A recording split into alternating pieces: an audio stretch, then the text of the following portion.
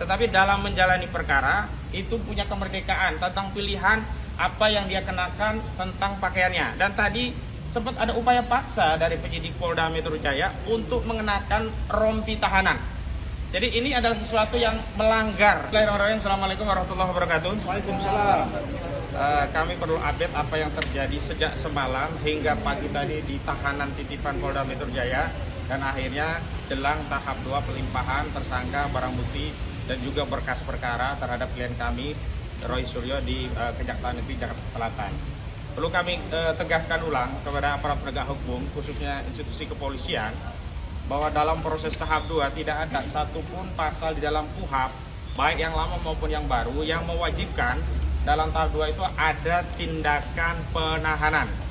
Sekali lagi, tindakan penahanan hanya bisa dilakukan jika ada unsur subjektif maupun objektif dari penyidik, yakni berupa adanya alasan kekhawatiran melarikan diri, kekhawatiran menghilangkan barang bukti, atau kekhawatiran melakukan tindak pidana lagi. Dan urusan-urusan yang subjektif ini telah dikonfirmasi oleh penyidik tidak ada. Dengan dibuktikan apa? Sejak awal status tersangka baik Roy Suryo maupun Tifauzi Atiasuma itu tidak pernah ditahan. Itu mengkonfirmasi bahwa memang tidak ada kekhawatiran atas keduanya untuk melarikan diri, menghilangkan barang bukti atau melakukan tindak pidana yang dituduhkan. Yang kedua, karena memang tidak ada status penahanan, maka dalam tahap 2 itu bukan dalam proses untuk memindahkan status tahanan dari Polda menuju ke Kejaksaan. Karena itu tadi kami sempat protes dan Pak Komjen Pol Purnawiran Ogroseno telah menjelaskan aturan KUHP terkait konteks pelimpahan yang tidak ada kewenangan untuk melakukan penahanan, sehingga berita acara pengalihan penahanan dari Polda menuju ke Kejaksaan tadi tidak ditandatangani, ditolak dan memang tidak relevan. Karena itu kami tadi sempat terjadi perdebatan tentang hal itu dan kami tegaskan klien kami hari ini tidak dalam status ditahan. Status tersangka iya, tetapi dalam konteks untuk pelimpahan P21 yang di dalam KUHP tidak ada satupun norma yang mengatur kewajiban atau bahkan kewenangan bagi seorang penyidik untuk melakukan penahanan. Yang ketiga, bahkan ini yang paling krusial, hak asasi manusia dari seseorang untuk merdeka dalam konteks menjalani perkara. Memang klien kami tidak merdeka karena berstatus tersangka, tetapi dalam menjalani perkara itu punya kemerdekaan tentang pilihan apa yang dia kenakan tentang pakaiannya. Dan tadi sempat ada upaya paksa dari penyidik Polda Metro Jaya untuk mengenakan rompi tahanan. Jadi ini adalah sesuatu yang melanggar. Karena apa? Tidak ada satupun undang-undang ya KUHP ataupun KUHP yang mewajibkan dalam proses pelimpahan menggunakan rompi tahanan. Dan sekarang KPK, Komisi Pemberantasan Korupsi, setelah adanya KUHP yang baru pun sekarang tidak pernah memamerkan tersangka, bahkan tersangka korupsi ya, dengan baju tahanan. Kenapa? Karena ini sama saja melanggar asas presumption of innocence, asas praduga tidak bersalah. Klien kami hari ini hanya terduga dan belum ada satu putusan pengadilan yang berkekuatan hukum tetap, dan bahkan jangankan yang berkekuatan hukum tetap, pengadilan tingkat pertama pun belum ada. Jadi tidak ada status penjahat terhadap klien kami. Yang ada status penjahat itu adalah Sylvester Matutina. Karena Sylvester Matutina yang sudah inkrah, yang semestinya oleh Kejaksaan Negeri Jakarta Selatan ini dieksekusi, itulah yang harusnya dilakukan upaya paksa. Dan tadi sempat terjadi perdebatan karena polisi menganggap bahwa mengenakan rompi tahanan itu adalah bagian dari SOP kepolisian. Saya tegaskan, tidak boleh ada SOP yang melanggar undang-undang. Mereka ingin mentaati SOP, ya berarti itu adalah SOP dalam pengertian yang lain. Ya ini apa? Solo oligarki parcok. Yes.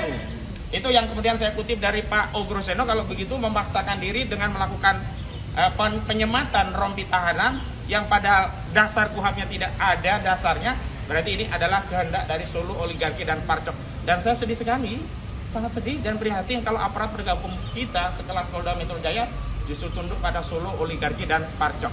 Karena itu kami berkeyakinan institusi kejaksaan tidaklah seperti institusi kepolisian. Di tengah dahaga masyarakat akan keadilan di Republik ini, di tengah maraknya kezaliman, represi dan kriminalisasi yang terjadi kepada anak bangsa, kami berharap pihak kejaksaan tidak mengambil langkah seperti yang dilakukan oleh institusi kepolisian. Apa itu? Karena ini agendanya adalah tahap 2. Tahap 2 itu agendanya pelimpahan barang bukti, berkas perkara dan tersangka. Ya sudah itu saja. Jangan ditambahi dengan menitipkan pesan dari SOP lagi Solo oligarki dan parcok dengan memaksakan untuk menahan klien kami. Dan dalam proses penegakan hukum tidak ada satu pasal yang mewajibkan seorang tersangka itu untuk ditahan. Dan dalam perseden pertarungan antara Haris Azhar dan Fathia Maulidiyanti dengan Luhut Binsar Panjaitan, yang gendus deliknya juga sama, fitnah dan pencemaran, itu tidak ada penahanan dan akhirnya dimenangkan oleh Haris Azhar dan Fathia Maulidiyanti. Karena itu Pak Jokowi, saya ingatkan Pak Jokowi, Anda bersikap gentle seperti Pak Luhut. Tidak perlu di belakang meja Anda menekan-nekan agar klien kami ditahan. Kenapa? Karena kalau sampai ditahan berarti sudah ada satu kekalahan telak pada kubu Joko Widodo. Yakni apa?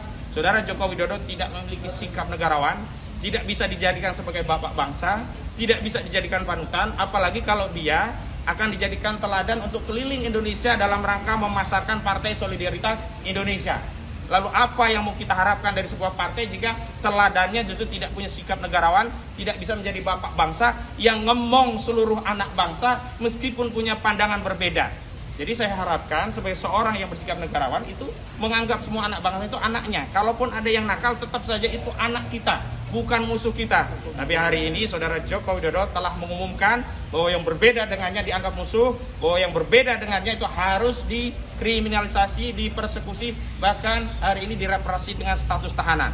Sehingga dengan segala pertimbangan tersebut, maka kami berharap ada kebijakan dari institusi Kejaksaan Negeri tidak melakukan tindakan penahanan terlepas bahwa tahapan pelimpahan ini bisa dilakukan dengan sebagaimana mestinya. Dan yang terakhir saya kira penting bagi kita semua, justru substansi masalahnya kan ijazah. Kita juga berkehendak agar masalahnya segera terungkap di ruang publik. Tapi kita tidak ingin merepetisi kasus Bambang Tri dan Gus Nur, di mana represi kekuasaan itu menghilangkan objektivitas dan kebenaran. Ketika keadilan itu serasa seperti barang langka yang meskipun bisa kita beli harus dengan harga yang sangat mahal. Dan kalau bicara tentang harga, tentulah kita orang biasa, orang kecil ini tidak akan mampu membayar harga keadilan jika berlawanan dengan orang yang pernah berkuasa selama 2 periode 10 tahun.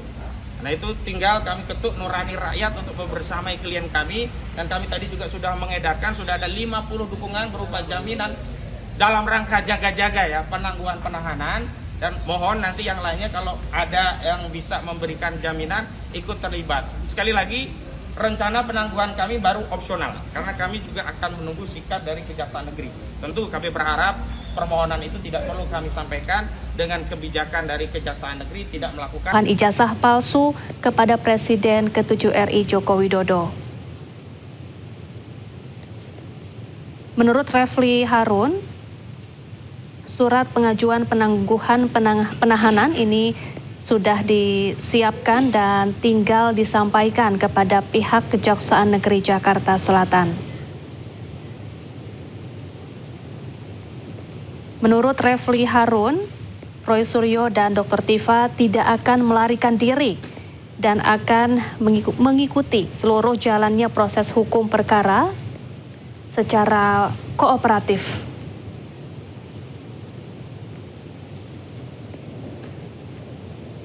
Ya, sebelumnya pemirsa, Roy Suryo dan Dr. Tifa ditangkap oleh penyidik kepolisian pada Jumat pagi lalu. Kemudian karena alasan kesehatan, Roy Suryo dan Dr. Tifa kemudian menjalani pemeriksaan kesehatan dan juga rawat inap di Rumah Sakit Polri Kramat Jati, Jakarta. Kemudian usai dinyatakan cukup sehat secara fisik dan juga psikis, Roy Suryo dan Dr. Tifa kemudian dibawa dari Rumah Sakit Polri Kramat Jati ke Polda Metro Jaya pada Senin pagi tadi.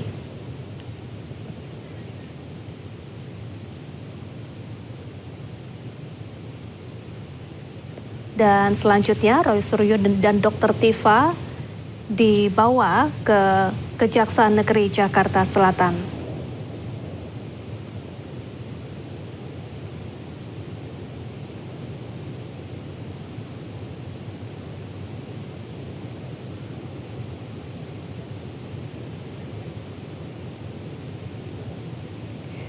Dan pemirsa, sementara itu beberapa saat lalu, Kepolisian Daerah Metro Jaya dalam konferensi persnya menegaskan bahwa semua proses hukum sudah dijalankan sesuai dengan peraturan perundang-undangan yang berlaku dan juga memastikan bahwa seluruh tahapan ini sudah sesuai dengan Kitab Undang-Undang Hukum Acara Pidana atau KUHAP.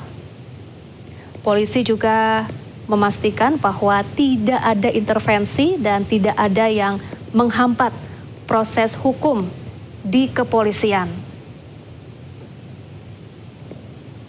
Polisi juga mengajak kepada seluruh masyarakat untuk menghormati proses hukum dan tidak menyebarkan berita bohong atau hoax. Dan hari ini, tanggung jawab kedua tersangka beserta barang bukti sudah menjadi tanggung jawab Kejaksaan Negeri Jakarta Selatan.